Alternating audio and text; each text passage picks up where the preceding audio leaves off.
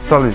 Si toi l'homme, tu tombes en route sur une femme qui est si belle, rayonnante et sexy, attractive, je vais dire, tu vois, et que tu penses que tu n'as pas assez de moyens pour t'entretenir d'abord toi-même avant de penser à entretenir la femme, je te conseille de laisser cette femme passer. Quelle que soit la façon dont elle est attractive ou séduisante à tes yeux, laisse-la passer, tu vois, parce que une relation est comme une fleur.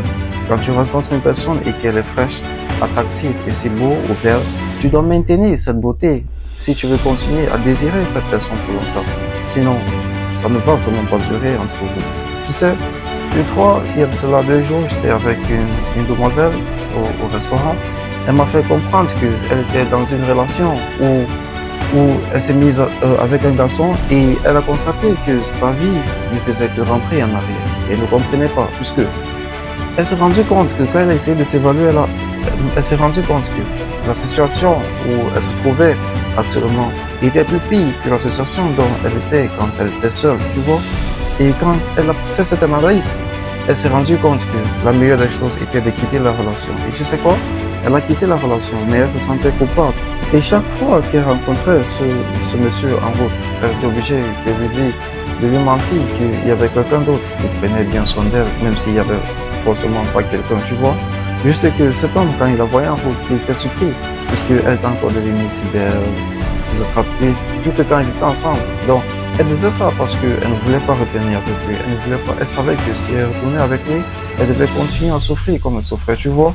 Parce que l'homme, pratiquement, il ne faisait rien pour elle, tu vois. Et c'est elle qui, la plupart du temps, elle soutenait la relation. Tu vois que elle se culpabilisait. Mais moi, je lui ai dit, non, t'as pas besoin de te culpabiliser parce que ce que tu as fait est bien. Il n'est pas obligé de savoir si tu es avec quelqu'un d'autre ou bien tu es seul. Mais le plus important, c'est que tu te sentes bien. Et vous voyez, des fois, vous n'avez forcément pas besoin de quelqu'un pour compléter votre vie. Même en étant seul, en s'aimant d'abord, parce que premièrement, pour être aimé, tu dois d'abord t'aimer toi-même. Et je lui ai dit ceci, concentre-toi sur toi-même et sois patiente. Je sais que tu as besoin de quelqu'un, mais ne sois pas pressé parce que si tu es pressé, tu vas encore rencontrer un autre homme, peut-être comme lui, tu vois. Donc ce que moi je l'ai conseillé et ce que je te conseille, c'est que sois patiente parce que si ça ne marche pas avec la lettre A, il y a 25 autres lettres de l'alphabet avec laquelle ça pourra marcher. Ou bien, si une seule personne dans ce monde ne peut pas te satisfaire, nous sommes 8,16 milliards d'habitants sur Terre. Alors, il y aura forcément une personne qui t'aimera pour ce que tu es et qui va te considérer pour ce que tu aimes. Alors, soyez patient parce que vous trouverez la meilleure personne, la personne là qui vous comprendra, qui vous respectera et avec laquelle vous pourriez construire une relation saine et durable. Merci.